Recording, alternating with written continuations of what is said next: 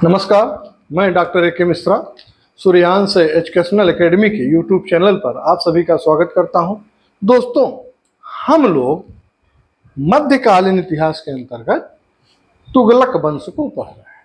ठीक है, तुगलक वंश के अंतर्गत हम लोगों ने सबसे पहले गियासुद्दीन तुगलक को पढ़ा, जिनका नाम गाजी मलिक था। गाजी उनकी उपाधि थी। इन सबको हमने पढ़ा। इसके बाद उसके ज्येष्ठ पुत्र जूना खां या जौना खां को हम लोगों ने पढ़ा, जिनका नाम था मोहम्मद बिन तुगलक।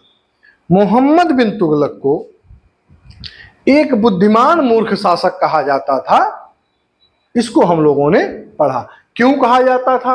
क्योंकि उसके विफलता के 5 जो कारण थे, 5 उसके ऐसे कार्य थे जिनको लेकर उसे एक बुद्धिमान मूर्ख शासक घोषित किया गया। जैसे सबसे पहले उसने क्या करा? कर वृद्धि करा। कर वृद्धि वो तब कर रहा अपने सल्तनत जो है काल में, जब वहां फ्लैग जैसी बीमारी फैली हुई है। विफल जाता है। फिर वो क्या करता है? राजधानी परिवर्तन करता है। दिल्ली से राजधानी दौलताबाद देवगिरी करता है, उसमें भी विफलता मिलती है। फिर उसके बाद वो सांकेतिक मुद्रा चलाता है। सांकेतिक मुद्रा का डुप्लीकेसी राज्य में शुरू हो जाती है। वो क्या करता है? सारे सांकेतिक मुद्रा को वापस ले लेता है और अपने चांदी और गोल्ड के मुद्रे को मार्केट में फैला, जिससे उसको घाटा होता और ये भी योजना विफल जाती। इसके बाद ये क्या करता है? खुरासान अभियान पे जाता है। उसने क्या करा कि मध्य एशिया में स्थित खुरासान राज्य में अव्यवस्था उत्पन्न हो जाती है। जब अव्यवस्था उत्पन्न हो जाती है तो उसका वो क्या करता है? लाभ उठाकर वहां कब्जा करना चाहता है। लेकिन आप देखेंगे कि इसके लिए उसने एक नई सेना तैयार करी, अतिरिक्त सेना का गठन करा और 1 साल का उनको क्या किया? वेतन एडवांस में दे दिया। लेकिन खुरासान में क्या होता है? शांति व्यवस्था कायम हो जाती है और सुल्तान की भी योजना क्या होती है? विफल हो जाती है। इसके बाद वो क्या करता है? कराचिल अभियान। अब कराचिल अभियान में क्या होता है कि कुमायूं पहाड़ियों में स्थित कराचिल का विद्रोह जो है दबाने के लिए क्या करता है, या उसे विजित करने के लिए क्या करता है कि अपनी सेनाएं भेजता है। परंतु आप देखेंगे कि आरंभिक सफलता के बाद वहां जन व धन की भारी हानि उठानी पड़ती है और यह भी योजना क्या होती है? यह भी योजना विफल हो जाती है। ठीक है, इसीलिए इसको क्या कहा गया? पढ़ा लिखा या एक बुद्धिमान मूर्ख शासक कहा गया। आप देखेंगे कि एक विद्वान है एडवर्ड थॉमस। हमने पिछली वीडियो में बताया था एडवर्ड थॉमस ने मोहम्मद बिन तुगलक को सिक्का बनाने वाला सुल्तान, धनवानों का युवराज कहा। साथ ही साथ मोहम्मद बिन तुगलक को मुद्रा शास्त्री भी कहा जाता है। आप देखेंगे कि एक अभिलेख है राजमुंदरी अभिलेख। राजमुंदरी अभिलेख है। राजमुंदरी अभिलेख में से दुनिया का या विश्व का क्या कहा गया है? खान कहा गया है। ठीक है, अब देखेंगे कि जब ये मरता है 1351 में, जब 1351 में मरता है तो बदायूनी लिखता है क्या कि राजा को अपनी प्रजा से और प्रजा को अपनी राजा से क्या होती है? मुक्ति मिल जाती है।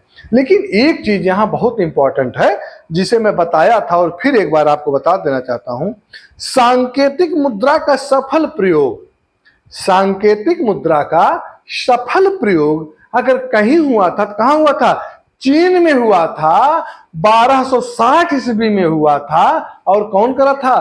कुबलाई खां द्वारा कागज की मुद्रा, चान या जिसको चाओ कहा गया था, सांकेतिक मुद्रा के रूप में सफल प्रयोग किया था।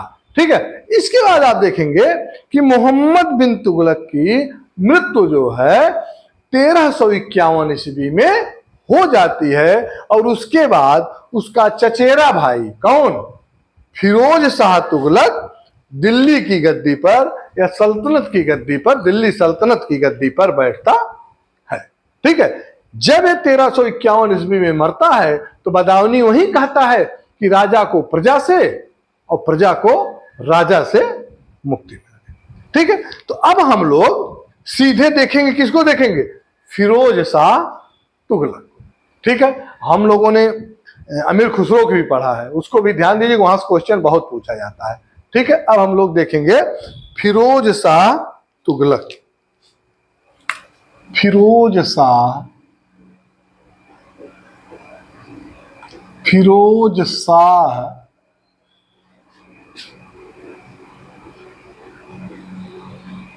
तुगलक, जिसका कार्यकाल है 1351 ईस्वी से 1388 ईस्वी से।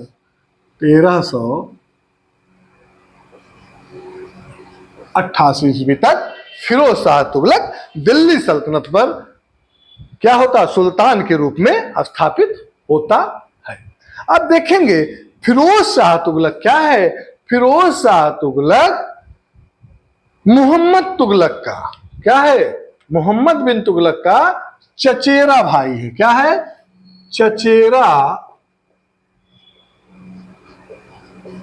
भाई है। ठीक है, फिरोज शाह तुगलक मोहम्मद बिन तुगलक का चचेरा भाई है। उसका जन्म जो है 1309 ईस्वी में हुआ था। कब हुआ था, 1309 ईस्वी में हुआ था। अब देखेंगे कि मोहम्मद बिन तुगलक का के अपने कोई संतान नहीं थे, अपनी कोई संतान नहीं थी। अब देखेंगे कि जो फिरोज शाह तुगलक है, इसका पिता जो है रजब, क्या नाम है, इसके पिता का नाम रजब था। यह जो रजब है, रजब जो है मोहम्मद तुगलक का क्या था, सिपह सलार था। क्या था, सिपह सलार था। तथा माता जो इसकी थी, माता बीबी जैला, माता बीबी जैला, कहा की, माता बीबी जैला अबूहर के राजपूत, किसके, अबू हर के राजपूत सरदार, कौन था, राजपूत सरदार रणमल, रणमल की क्या थी, पुत्री थी। रणमल की पुत्री थी। इसीलिए फिरोज शाह तुगलक को क्या कहा जाता है, फिरोज शाह तुगलक को हिंदू माता का पुत्र, हिंदू राजमाता का या हिंदू माता का पुत्र कहा जाता है। ठीक है, किसको, फिरोज शाह तुगलक को।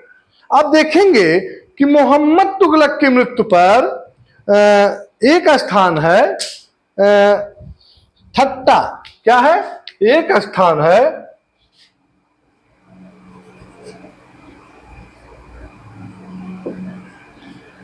ठट्टा। ठीक है, अब देखेंगे कि ठट्टा में जो है कि स्थान पर ही, यही ठट्टा नामक स्थान पर क्या होता है, फिरोज शाह तुगलक का राज्याभिषेक होता है।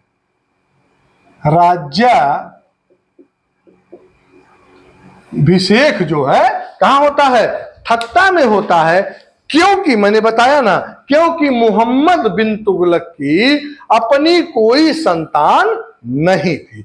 मोहम्मद तुगलक की विपरीत, मोहम्मद तुगलक की जो नीति थी, उसके विपरीत नीतियों के कारण उलेमा और अमीर वर्गों में क्या था, असंतोष था।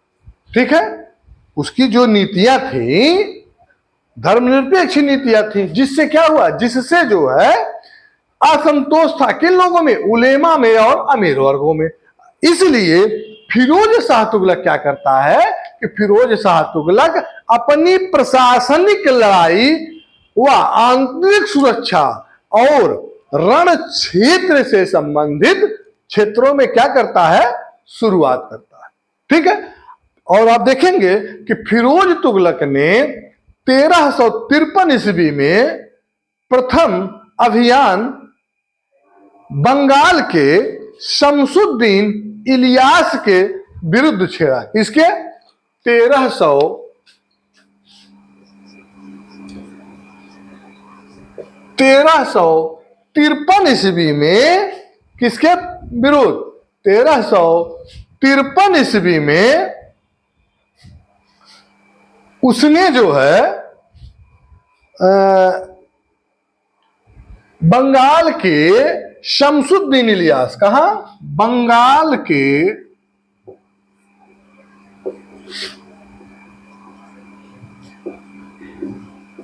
शमसुद्दीन इलियास के विरुद्ध क्या करता है? प्रथम अभियान चलाता है।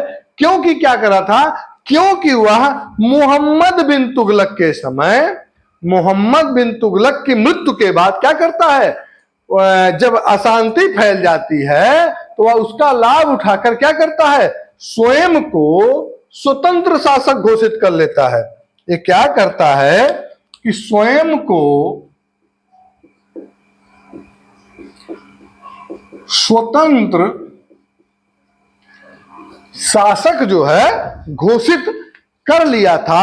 इसलिए फिरोज तुगलक के आगमन की खबर जब फिरोज तुगलक 1353 ईस्वी में इसके ऊपर आक्रमण करता है इलियास के ऊपर, तो इसका जब खबर पाता है तो क्या करता है कि वह एक दुर्ग था। कौन सा दुर्ग?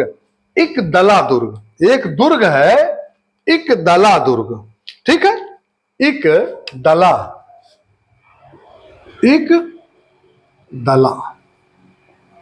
इकदला दुर्ग में क्या करता है कि वह जो है शरण लेता है, तथा सुल्तान की सेनाओं ने जब उस दुर्ग को चारों तरफ से घेर लेता है तो कई दिनों के घेरे के बाद इलियास क्या करता है?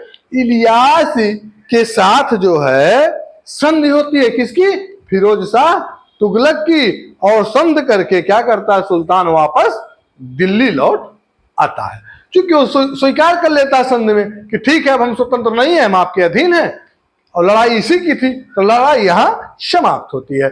इसके बाद आप देखेंगे कि चूंकि फिरोज शाह तुगलक का जन्म जो है, मैं पहले बता दिया कि 1309 ईस्वी में हुआ था। आप देखेंगे कि उसका जो है जब उसके पिता की मृत्यु होती है, जिसका देखभाल मोहम्मद तुगलक करता है, तो उसको राजनीति और प्रशासन में जो है बड़ी अच्छी समझ थी। इसलिए उस समय मोहम्मद बिन तुगलक के समय फिरोज शाह तुगलक को एक जो पद मिला था। कौन सा पद था? ध्यान दीजिएगा, बहुत इंपॉर्टेंट है। एक पद था अमीर ए हाजिब। क्या था? अमीर ए हाजिब। अमीर ए हाजिब, जिसका मतलब होता है कि आप देखेंगे सुल्तान से मिलने जुलने वालों की जांच पड़ताल करना। सुल्तान से मिलने वालों की जांच पड़ताल करना, ठीक है? ये हमेशा जो है राज सिंहासन के नजदीक रहता है, क्योंकि अमीर हाजिब का पद जो था, इस सुल्तान से कौन मिलेगा कौन नहीं मिलेगा, या जो मिल रहा है उसकी जांच परख कौन कर रहा है? फिरोज शाह तुगलक कर रहा है, अमीर हाजिब के पद पर स्थापित होकर। और आप देखेंगे कि इस पद पर रहते हुए क्या करता है? इस पद पर रहते हुए मोहम्मद बिन तुगलक का ये बहुत बड़ा क्या हो जाता है? विश्वास पात्र। इसके ऊपर मोहम्मद बिन तुगलक आंख मूंद कर विश्वास करने लगता है, ठीक है? मैंने बताया कि ये 51 में 22 मार्च 51 में ये क्या करता है? ये दिल्ली की गद्दी पर बैठता है। कहां? खट्टा में बैठता है। अब देखेंगे कि ये सबसे पहले क्या करता है, चूंकि जो असंतोष था उलेमा वर्ग में, उस उलेमा वर्ग के असंतोष को दूर करने के लिए वो सबसे पहले करता है क्या? सबसे पहले तो जब वह राज्यारोहण उसका राज्याभिषेक उसका होता है तो खुदाबंद ज्यादा भी इस निर्णय को क्या करता है? उसके राज्यारोहण को या राज्याभिषेक को स्वीकार करता है, तथा वह एक उदार शासक था। कौन? फिरोज शाह तुगलक। और उसने क्या करा? उसने उलेमा वर्ग की सलाह को मानते हुए धार्मिक आधार पर एक क्या करा? इस्लामिक राज्य की स्थापना करी। एक क्वेश्चन पूछा जा सकता है कि धार्मिक आधार पर इस्लामिक राज्य की स्थापना किसने करी थी? तो फिरोज शाह तुगलक ने करी थी। अब आप देखेंगे उसने क्या करा? हिंदुओं को क्या कहा? जिम्मी। ध्यान दीजिएगा, फिरोज शाह तुगलक ने हिंदुओं को क्या किया? हिंदू को क्या कहा? जिम्मी कहा। जिम्मी की क्या करी? संज्ञा दी। जिम्मी की संज्ञा दी। और जिम्मी का मतलब होता है गैर मुसलमान, मतलब जो मुसलमान नहीं था वो क्या था? हिंदू था या जिम्मी था, उसको जिम्मी की संज्ञा दी गई। अब जो है ब्राह्मणों को, फिरोज शाह तुगलक के समय में ब्राह्मणों को भी क्या करा? जजिया कर देने के लिए बाध्य कर दिया गया। जजिया कर कौन? ब्राह्मण भी देने लगे। इसके लिए उन्हें क्या किया गया? बाध्य कर दिया गया। ठीक है, जजिया कर देने के लिए बाध्य कर दिया गया। अब देखेंगे कि फिरोज शाह तुगलक कहने को तो उदार है, इतिहासकार उसे क्या कहते हैं कि फिरोज शाह तुगलक बड़ा उदार शासक था। नहीं, फिरोज शाह तुगलक क्या करता है? ब्राह्मणों, सबसे पहले तो हिंदुओं क्या कहता है? जिम्मी कहता है कि तुम हमारे राज्य में गैर मुसलमान हो और तुम्हें अब ब्राह्मणों को अब क्या करना? जजिया कर देना होगा। साथ ही साथ उसने क्या करा? हिंदुओं के अनेक मंदिरों को क्या करा? नष्ट कर दिया, तथा मंदिरों की मरम्मत पर पाबंदी लगा दी। एक तरफ तो आप तोड़ रहे हो, दूसरी तरफ जो मंदिर जर्जर थे जिसका पुनर्निर्माण किया जा सकता था उस पर उसने क्या करी? पाबंदी लगा देती है कि कोई भी उसका जो है जीर्णोद्धार या कोई उसमें मंदिरों की मरम्मत नहीं करेगा। आप देखेंगे कि इसने क्या करा? राज्य में जो 24 कर थे, कितने? 24 कर जो वसूल किया जाता था, इसमें से सभी को समाप्त करके क्या करा? ये 24 जो है जो कर थे क्या थे? कष्टकारी कर थे। कष्टकारी कर थे। इसको समाप्त करके उसने मुख्यतः जो है क्या? मुख्यतः केवल 4 कर को, ठीक है, मुख्यतः 4 कर। अब वो 4 कर कौन है आइए जानते हैं। मुख्यतः केवल 4 कर की वसूली शुरू हो गई। 4 कर में पहला क्या है? पहला है खराज। क्या है? खराज। खराज, एक खराज जो है, आप इसको खराज को जकात भी कह सकते हैं। खराज को जकात भी क्या कह सकते हैं। ये किससे लिया जाता था? मुस्लिम वर्ग से, जो इस्लाम के को मानने वाले लोग थे। फिर वहीं आप देखेंगे जो दूसरा इसका कर है क्या है? जजिया कर। जजिया कर एक किससे लिया जा रहा है? गैर मुस्लिम से, और इसमें ब्राह्मण भी इंक्लूड है। गैर मुस्लिम से, जो भी गैर मुस्लिम हिंदू हैं या सिख हैं, ईसाई हैं, उनसे क्या? जजिया कर वसूला जा रहा है। फिर इसके बाद आप देखेंगे जकात, खरास, जकात, ये 2 हुआ। खरास, देखिए मैं भूल गया, जकात ये जो किससे लिया जा रहा है? मुस्लिम से लिया जा रहा है। जजिया कर गैर मुस्लिम से लिया जा रहा है। चौथा जो कर था, बड़ा महत्वपूर्ण कर था, क्या था, खम्स या खुम्स या खुगम, खम्स या कहीं कहीं खुगम भी लिखा है, लेकिन सही इसका नाम क्या है, खुम्स। खुम्स का मतलब होता है बेसिकली लूट का माल। किसी अगर राज्य पर आप आक्रमण कर रहे हो, वहां से जो धन संपदा लूटा जा रहा है उसका 2/3 भाग जो है राजा के पास जाना था युद्ध में लूट का माल। यही 4 कर जो है वसूले गए। ठीक है, जो 24 कष्टकारी कर था इसको इसने समाप्त कर दिया। फिर आप देखेंगे कि फिरोज शाह तुगलक सिंचाई की सुविधा के लिए सिंचाई की सुविधा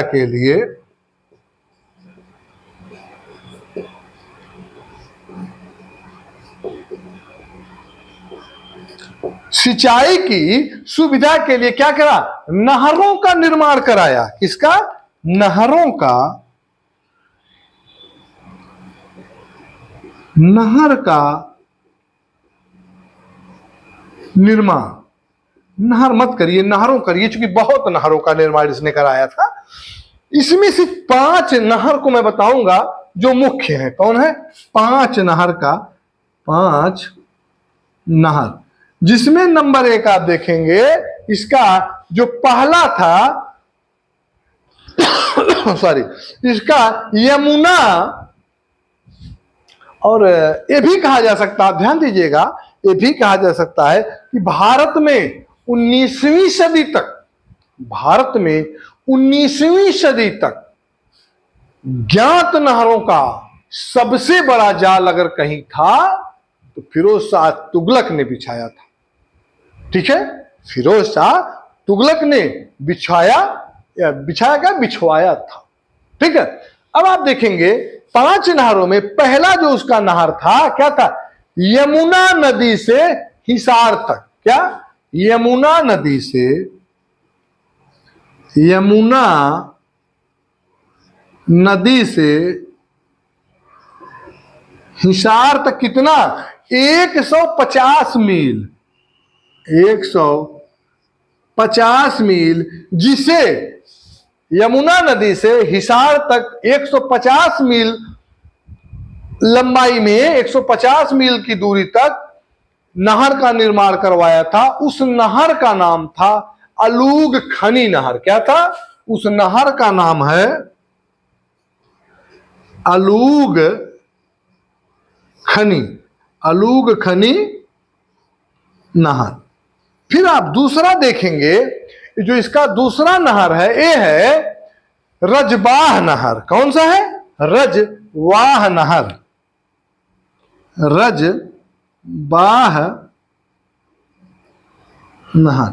ये जो रजवाह नहर है, ये जो है आप देखेंगे सतलज नदी से घग्घर नदी, सतलज नदी से घग्घर नदी तक कितना, 96 मील, 96 मील लंबी नहर बनवाया।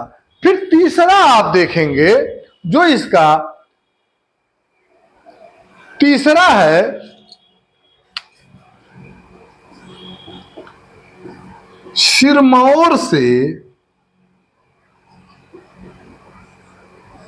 हांसी तक की नहर। सिरमौर से हांसी तक इसने एक नहर बनवाई। चौथा आप देखेंगे घग्घर से फिरोजाबाद तक की नहर। कहा, घग्घर नदी से, घग्घर नदी से फिरोजाबाद तक एक नहर का निर्माण करवाया। पांचवा आप देखेंगे यमुना नदी से फिरोजाबाद तक। कहा, यमुना नदी से, यमुना नदी से फिरोजाबाद। ये 5 जो है प्रमुख नहरें थी। इसमें से 2 नहर पूछा गया है। कौन कौन, पहला है जो यमुना नदी से हिसार तक है 150 मील, इसका क्या नाम है, इसका नाम है अलूग खानी नहर या अलूग खनी नहर है, और तीसरा रजबाह नहर। ये दोनों पूछा गया है। ठीक है, आप देखेंगे फिरोज शाह तुगलक अपने द्वितीय ही अभियान के बाद क्या करता है, जौनपुर नगर की स्थापना करता है। फिरोज शाह तुगलक को फिरोज शाह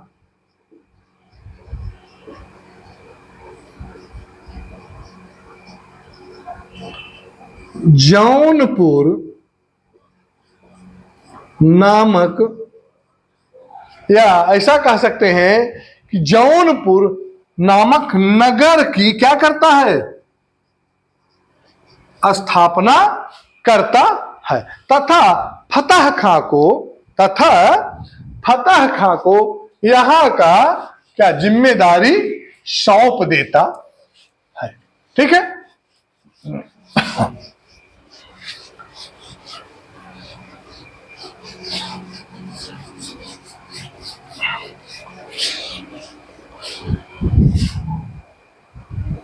अब देखेंगे कि अपने द्वितीय अभियान के बाद जब जौनपुर नगर की स्थापना करता है तो वहां का क्या करता है, वहां उसने फतह खां को, किसको, फतह खां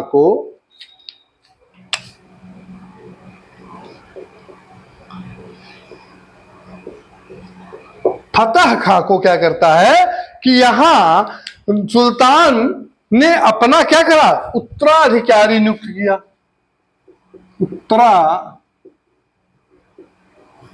उत्तराधिकारी जो है सुल्तान का, फिरोज शाह तुगलक का उत्तराधिकारी कौन होता है, फतह खां, जौनपुर नगर की स्थापना करने के बाद।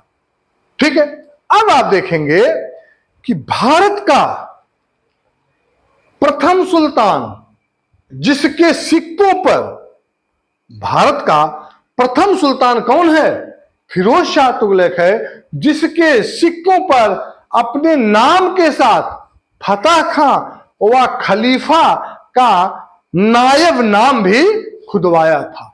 ध्यान दीजिएगा, फिर से मैं बता रहा हूं कि भारत का प्रथम सुल्तान फिरोज शाह तुगलक था, जिसने सिक्कों पर अपने नाम के साथ, जो उसका उत्तराधिकारी था कौन, फतह खां, और खलीफा का नायाब नाम भी खुदवाया गया था।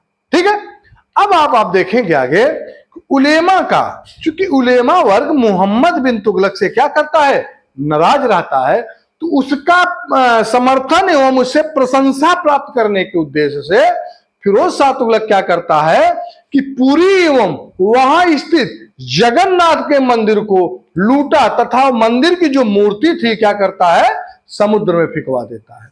ठीक है, क्यों, उसको उलेमा को खुश करना था, उलेमा का समर्थन प्राप्त करना था, इसलिए उसने ऐसा करा।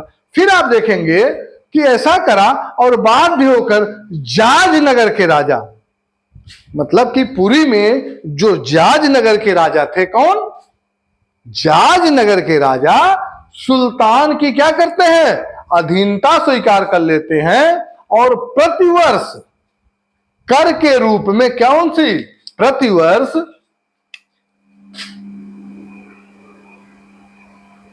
कर के रूप में कौन सी हाथी, ककूद हाथी, या उसे कहा जाता है कूद हाथी, कुंद हाथी, ककूद या कूद हाथी जो है देने पर सहमत हो गया। आप देखेंगे जाज नगर के बाद वीरभूम के हिंदू राजा और अनेक सामंतों को पराजित करता हुआ फिरोज, अनेक सामंतों को पराजित करता हुआ फिरोज खान क्या करता है, अपनी अधीनता को स्वीकार करवाता हुआ दिल्ली वापस आ जाता है। ठीक है, उसने क्या करा, उसने सेना में, ध्यान दीजिएगा बहुत इंपॉर्टेंट बात है, कई बार पूछा गया है, पूछा जा सकता है, क्या, वंशवाद, सेना में वंशवाद को बढ़ावा अगर किसी ने दिया, कौन, वंशवाद का बढ़ावा सेना में कौन दिया, या दिल्ली सल्तनत का कौन सा शासक था जिसने वंशवाद को बढ़ावा दिया। तो कौन था? फिरोज शाह तुगलक। फिरोज शाह तुगलक दिल्ली सल्तनत का पहला शासक था जिसने वंशवाद, कहां? सैनिकों, सेना में वंशवाद को बढ़ावा दिया तथा सैनिकों को वेतन के रूप में क्या करता है? जहां उसको धन, कैश, पैसा, टका दिया जाता था, तब तक ये क्या करता है? ये कहता कि नहीं, मैं आपको धन नहीं दूंगा, कैश नहीं दूंगा, टका नहीं दूंगा, मैं आपको क्या दूंगा? भूमि दूंगा। फिर यहां से क्या करता है? भूमि देना शुरू कर देता है। इक्ता, शुरू में इक्ता व्यवस्था बलवन ने लाई थी, तो यहां फिर शुरू हो जाती है। ठीक है। फिर आप देखेंगे कि उसके शासनकाल में भ्रष्टाचार इस तरीके से फैल चुका था कि फिरोज शाह जो है आर्थिक व प्रशासनिक सुधारों के कारण सेना में चूंकि बहुत भयंकर भ्रष्टाचार फैल चुका था, उस भ्रष्टाचार को लेकर फिरोज शाह क्या करता? आर्थिक व प्रशासनिक सुधार करता है। इसीलिए फिरोज शाह तुगलक को एक नाम दिया जाता है, क्या? सल्तनत काल का अकबर। इसको एक नाम दिया जाता है, क्या? सल्तनत काल का अकबर। तो पूछा जा सकता है कि द्वितीय अकबर या सल्तनत काल का अकबर किसे कहा गया? सल्तनत अभी, अकबर बाद में आएगा। देखिए यहां जैसे आप भारत का नेपोलियन, समुद्रगुप्त, जबकि नेपोलियन से पहले समुद्रगुप्त रह चुका है, राज कर चुका है। वो स्थिति यहां है कि फिरोज शाह तुगलक अकबर से पहले है, लेकिन उसको क्या कहता है? दिल्ली सल्तनत का अकबर, ठीक है, कहलाता था। आप देखेंगे फिरोज शाह जो है हिसार, किन किन नगरों की स्थापना की, ध्यान दीजिएगा, पूछा जाता है। हिसार, ठीक है, हिसार, हिसार के साथ साथ फिरोजाबाद, फिरोजाबाद,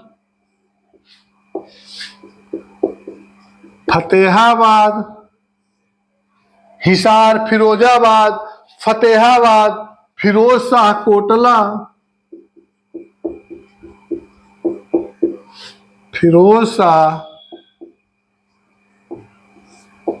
शाह कोटला तथा जौनपुर, जहां उसने अपना उत्तराधिकारी भी नियुक्त किया था, जौनपुर नगर की स्थापना करी थी उसने। आप देखेंगे नहरों, अस्पतालों, कौन?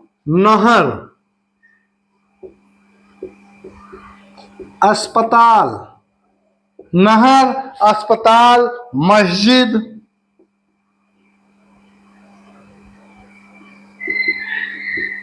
मस्जिद, गुंबद, ठीक है, क्या? नहर, अस्पताल, मंदिर, गुंबद आदि का निर्माण किसने करवाया? फिरोज शाह तुगलक ने, ठीक है। ठीक है, फिरोज शाह तुगलक। आप देखेंगे कि उसने, फिरोज शाह तुगलक ने कुतुब मीनार जो आकाशीय बिजली गिरने से ध्वस्त हो गई थी, उसके 5वीं मंजिल का निर्माण भी कौन करा रहा है? फिरोज शाह तुगलक। किसके? कुतुब मीनार, ठीक है, कुतुब मीनार के, कुतुब मीनार के 5वीं मंजिल जो आकाशीय बिजली के कारण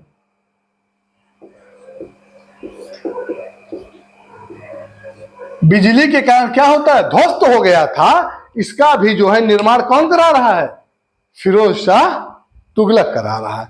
फिर आप देखेंगे कि फिरोज शाह तुगलक मेरठ तथा टोपरा, जिसे अंबाला कहा जाता है, मेरठ अंबाला स्थित अशोक स्तंभ को क्या करता है? दिल्ली ले गया। कहां? दिल्ली ले गया। क्या? ये भी पूछा जाता, ध्यान दीजिएगा। मेरठ तथा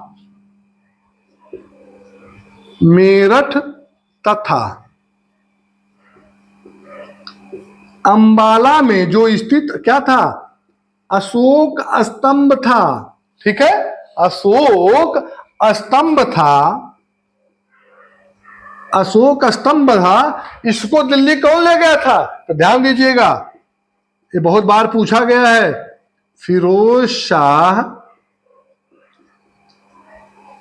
तुगलक ले गया था। तथा आप देखेंगे किसने अपनी राजधानी कहा, अपनी नई राजधानी फिरोजाबाद में उन्हें जो है क्या करा, स्थापित करा। कहा, दिल्ली ले गया और अपनी जो इसे राजधानी फिरोजाबाद बनाई थी वहां इसको क्या करता है, अशोक स्तंभ को स्थापित करता है। मेरठ, अगर कहीं कहीं अंबाला नहीं लिखा रहेगा, क्या लिखा रहेगा, टोपरा लिखा रहेगा। ध्यान दीजिएगा, अंबाला अगर नहीं लिखा है और टोपरा लिखा है तब भी आप समझिएगा वो अंबाला की ही बात कर रहा है। ठीक है, अब आप देखेंगे कि फिरोज शाह तुगलक पहला शासक है जिसने दासों के लिए एक नए विभाग, दासों के लिए एक नए विभाग दीवान ए बंदगाह, दीवान ए बंदगान, सॉरी, दासों के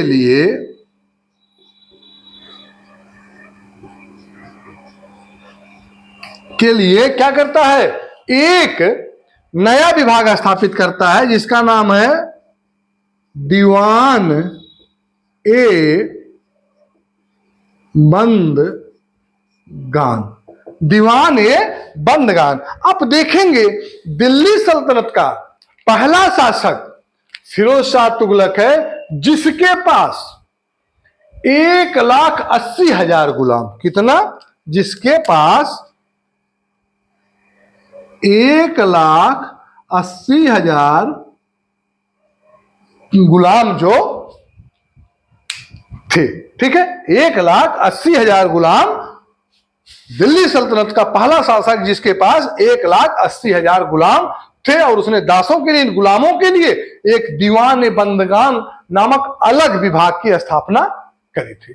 ठीक है, साथ ही साथ आप देखेंगे उसने निर्धन महिलाओं एवं बच्चों की आर्थिक सहायता के लिए एक और नए विभाग की, एक ऐसा कह सकते हैं कि नामक दान विभाग की स्थापना करी थी, दीवान ए खैरात। क्या था, दीवान ए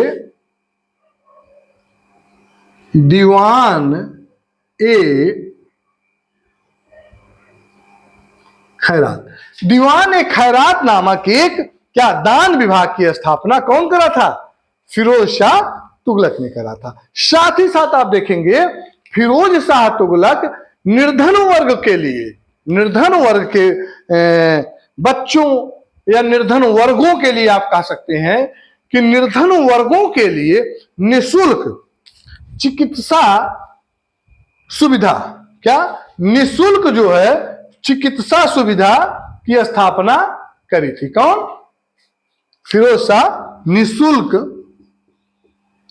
निःशुल्क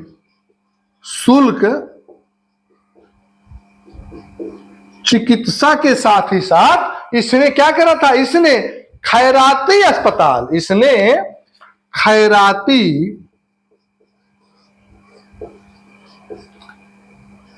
अस्पताल या चिकित्सालय, क्या नाम था, दारुल सफा, क्या नाम था, दारुल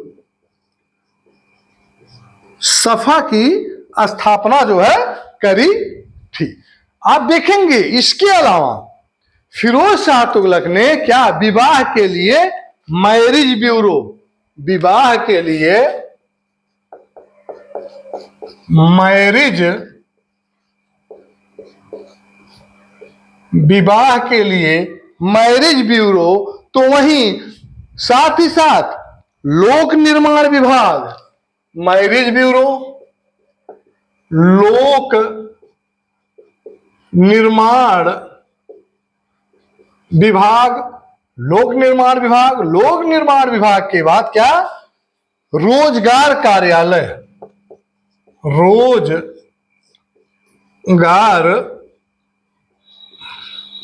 कार्यालय की स्थापना की थी। कौन, फिरोज शाह तुगलक। मैरिज ब्यूरो, लोक निर्माण विभाग, रोजगार कार्यालय की व्यवस्था फिरोज शाह तुगलक करी थी। और आप देखेंगे कि हज की व्यवस्था पर व्यय करने वाला, हज की व्यवस्था पर व्यय करने वाला या धन व्यय करने वाला प्रथम सुल्तान अगर कोई है तो फिरोज शाह तुगलक है। किसमें? हज। जो हज जा रहा है इस पे जो भी धन लग रहा है कौन दे रहा है? फिरोज शाह तुगलक द्वारा इसको दिया जा रहा है। और दिल्ली सल्तनत का पहला ऐसा शासक है, यह दिल्ली सल्तनत का पहला ऐसा शासक है जो हज पर जाने वाले या हज व्यवस्था के लिए स्वयं जो है धन की व्यवस्था करता है। ठीक है, अब आप देखेंगे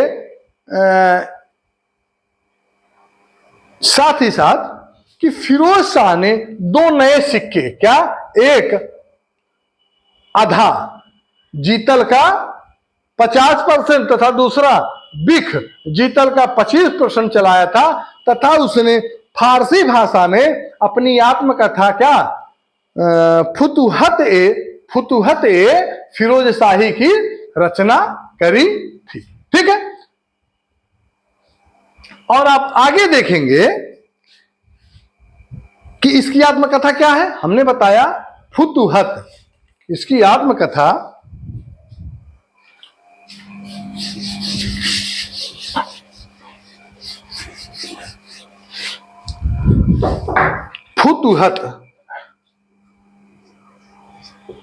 फुतुहत ए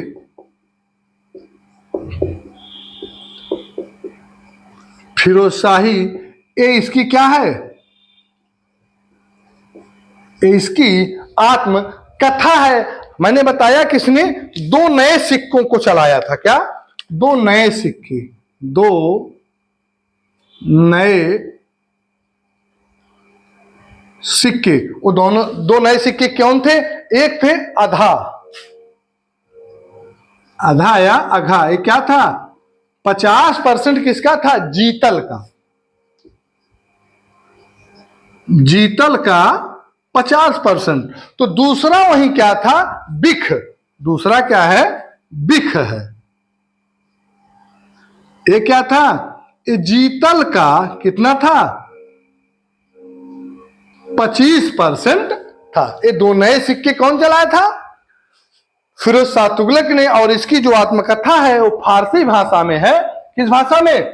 फारसी भाषा में है। क्या? फुतुहत ए फिरोज शाही। साथ ही साथ आप देखेंगे कि प्रसिद्ध इतिहासकार बरनी, उसका कौन था? दरबारी था। कौन? बरनी।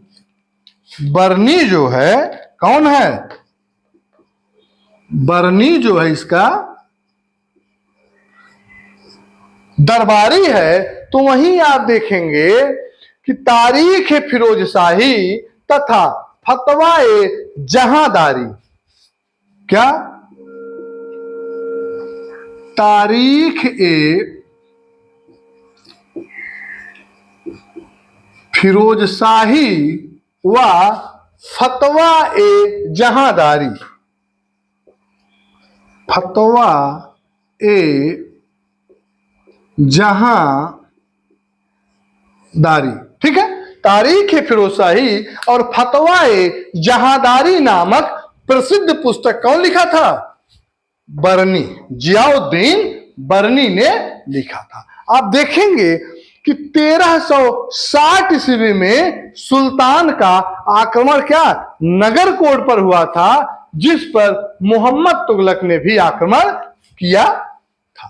ठीक है, आगे आप देखेंगे कि मोहम्मद के समय में नगरकोट के राजा ने क्या करी?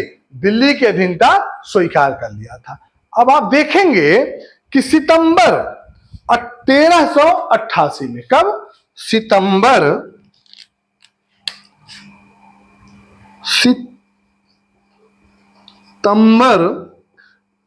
1388 ईस्वी में क्या होता है कि फिरोज शाह की मृत्यु हो जाती है। और उसी समय आप मान लीजिए कि उसी समय फिरोज शाह की मृत्यु के बाद तुगलक वंश लगभग समाप्त सा हो गया था, क्योंकि जितने भी शासक थे वो क्या थे, अयोग्य थे। जो तीन चार शासक हैं, इनके बारे में हम लोग नेक्स्ट वीडियो में पढ़ेंगे। इसके बाद फिर सैयद वंश को हम पढ़ेंगे।